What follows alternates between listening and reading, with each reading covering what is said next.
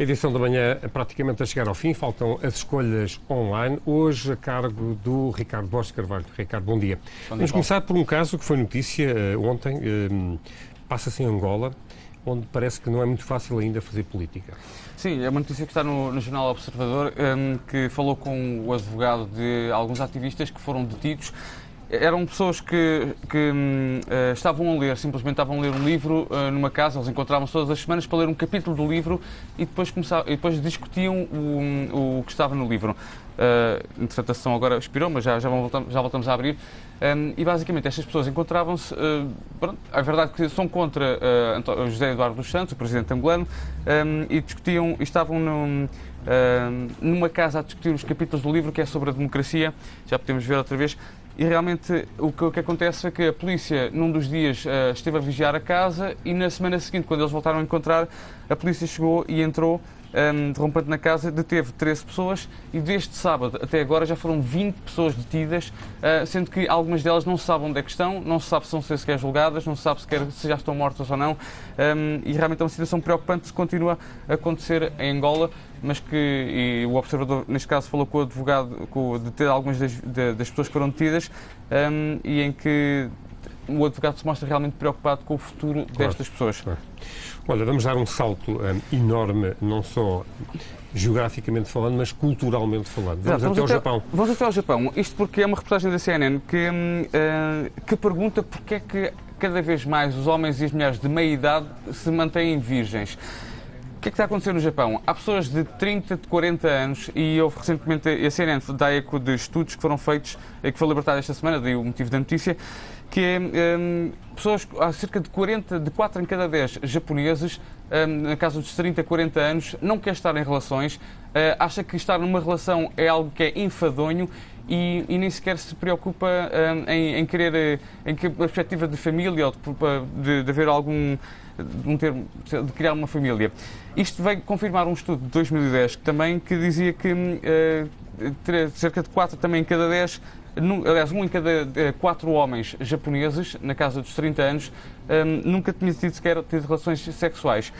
O que é que isto está a acontecer? Obviamente que isto representa um problema em termos de demográficos. Claro.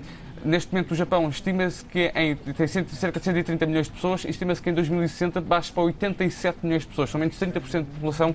E, obviamente, que está aqui também associado uma questão cultural que tem a ver, há várias justificações para este problema. Algumas delas são relacionadas com o excesso de divertimentos que os japoneses têm na sociedade deles.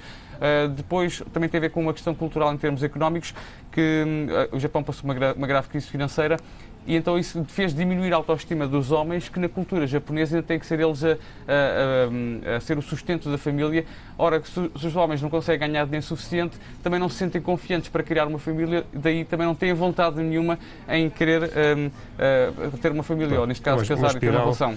Uma espiral que termina com esta situação. Ricardo, vamos agora até à Europa, regressamos aqui ao continente europeu para falarmos do efeito estufa, mais uma vez.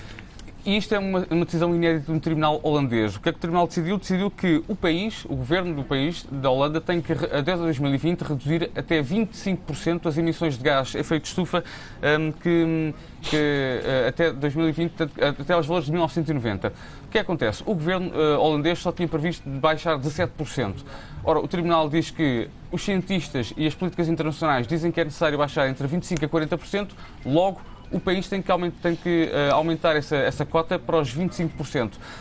Isto é uma decisão inédita, exatamente porque... eu sinto que o Tribunal depois argumenta que a Holanda não se pode desculpar com o facto do problema do gás de efeito de estufa é um problema global e também tem que fazer a sua cota à parte, uma vez que está no primeiro mundo e é um país que tem que estar na liderança destas inovações climáticas, logo tem de cumprir essas metas e por isso os ambientalistas que puseram esta ação ficaram obviamente satisfeitos e agora esperam que faça a escola e que também haja mais países que tenham que cumprir